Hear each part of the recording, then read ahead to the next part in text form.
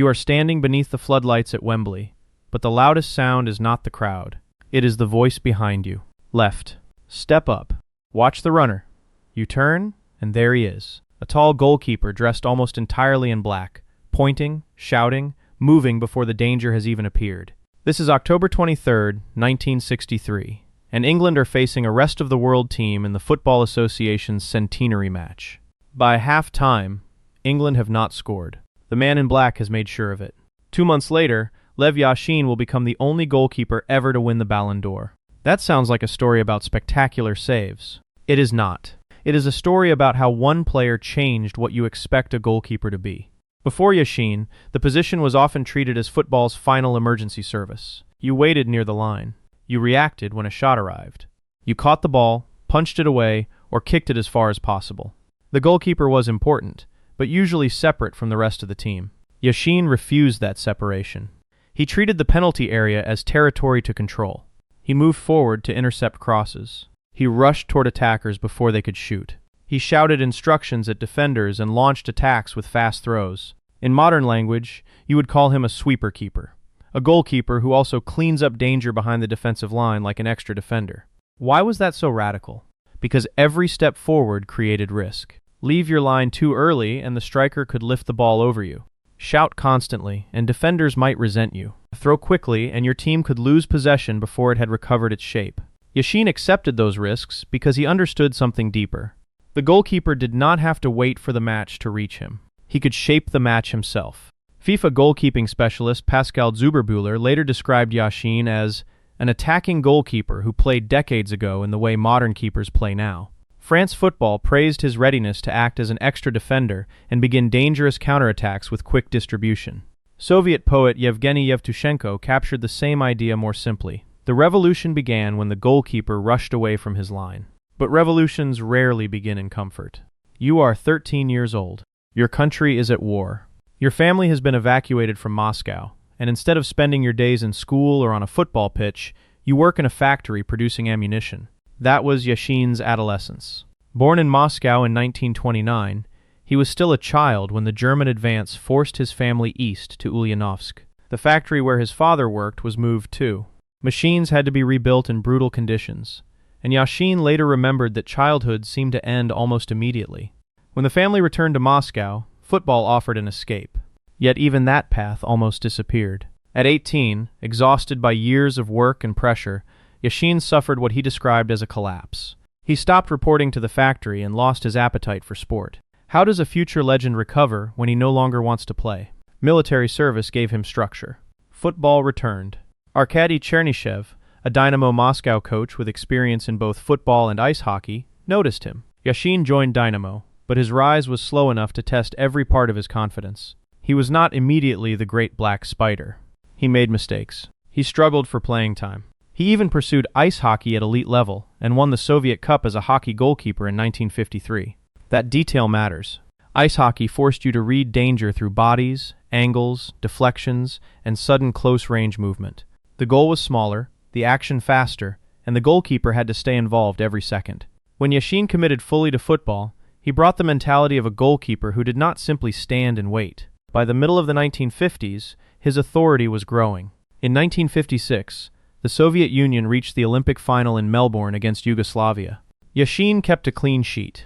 The Soviet Union won 1-0 and claimed its first major international football title. The world began to notice. At the 1958 World Cup in Sweden, England forward Tom Finney faced Yashin from the penalty spot. Finney knew the goalkeeper studied opponents, so he struck with his weaker foot and scored. Even in success, the memory was not simply that Finney had converted a penalty. It was that he had needed a special plan to defeat Yashin. What kind of goalkeeper makes the penalty taker change himself? One with presence. Yashin wore dark clothing, usually described as black even when the shirt was closer to very dark blue.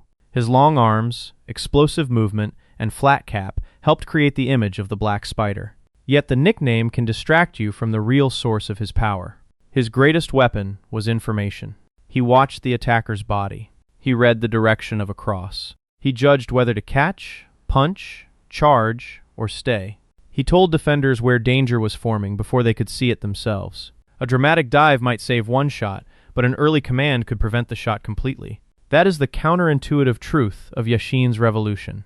The most important save was often invisible. You can see it most clearly in the 1960 European Nations Cup final in Paris. The pitch is wet. Yugoslavia are quicker and more inventive early in the match. Milan Galic gives them the lead, and Bora Kostic drives powerful free kicks toward the Soviet goal. Yashin keeps the match alive. UEFA's account of the final describes a series of saves that denied Yugoslavia while the Soviet attack struggled. Slava Mitrovica eventually equalizes. Extra time begins. With 7 minutes remaining, Viktor Ponedeljnik heads the winner, and the Soviet Union become Europe's first champions. The final score says 2-1. The deeper story says the match remained possible because Yashin refused to let it escape. Then football reminded him how cruel the position could be. At the 1962 World Cup in Chile, the Soviet Union were expected to challenge again. Instead, Yashin endured the most painful period of his career. Colombia scored directly from a corner during a chaotic 4-4 draw, still the only goal of its kind in men's World Cup history, and hosts Chile eliminated the Soviets 2-1 in the quarterfinal. The goalkeeper became the target. When Yashin returned home, supporters called for him to retire. He was jeered in stadiums. According to the account later given by his wife, Valentina, windows at their home were broken and threatening letters arrived. One poor tournament seemed powerful enough to erase an Olympic title, a European championship, and years of excellence. What do you do when every mistake is remembered and every save is forgotten? You return to the goal. Yashin rebuilt his form with Dynamo Moscow. Then came Wembley in October 1963. England faced a team filled with international stars, but for the first half, the story belonged to the goalkeeper in black. He made several outstanding saves and left the pitch with the score at 0-0. England eventually won 2-1 after Yashin had been replaced. In Moscow, that detail mattered more than the result.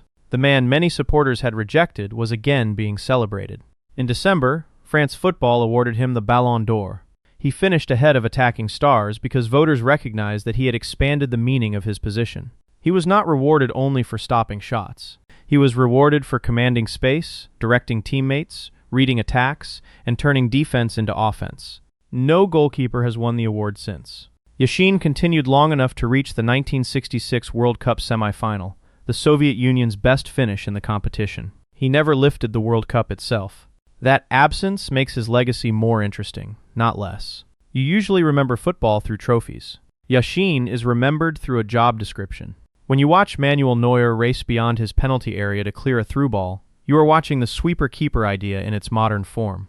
When you see a goalkeeper demand a higher defensive line, fire a throw toward a winger, or become the first passer in an attack, you are seeing responsibilities that once looked unusual. Gyula Grosics of Hungary was another crucial pioneer, and Yashin did not invent every movement alone.